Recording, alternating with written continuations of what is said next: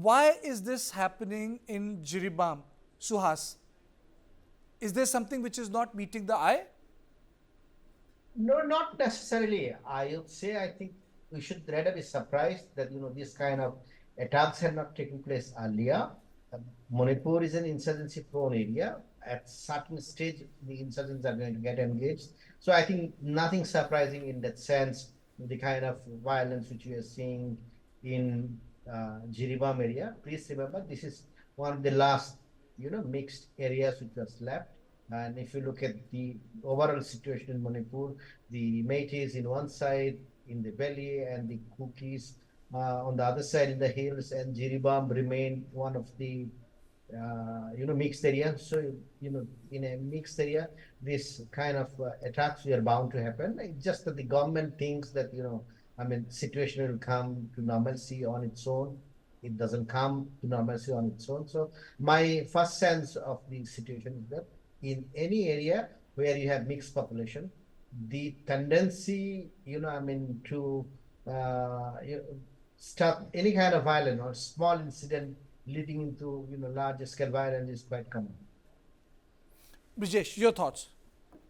I think I agree with Suhas that that we'll be more surprised if the violence is not taking place, and the area domination exercise which has been carried by CRPF and also Manipur and of course Assam Rifles. I think the demand of the Meitei community, which again underscores the fault line of the distrust which they have for Assam Rifle and other central forces, was that that Manipur police and Manipur commandos must be put there as charge of security in the Jiribam district. So it's a very complex situation, and I think until unless political process, several things don't start at one go. The Manipur theatre will remain very volatile, and it'll be very difficult for one person or one political party to contain the narrative. But now you will, since Parliament is also on, I think more of these issues which are happening there on the ground is most likely also find mention in the Parliament. I'm also joined by Group Captain B. Nandu Kumar.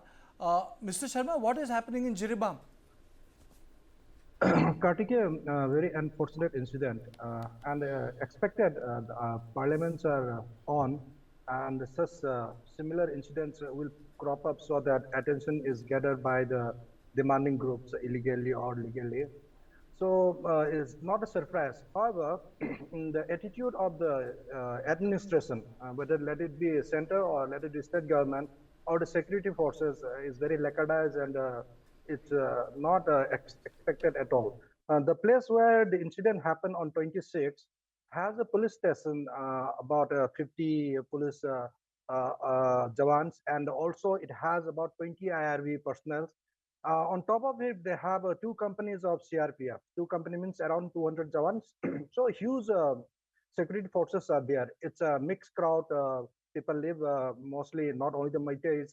Meiteis are very few in number. There are about 30 houses, 30 odd houses, which are also mostly vacated, and they are staying in relief camp.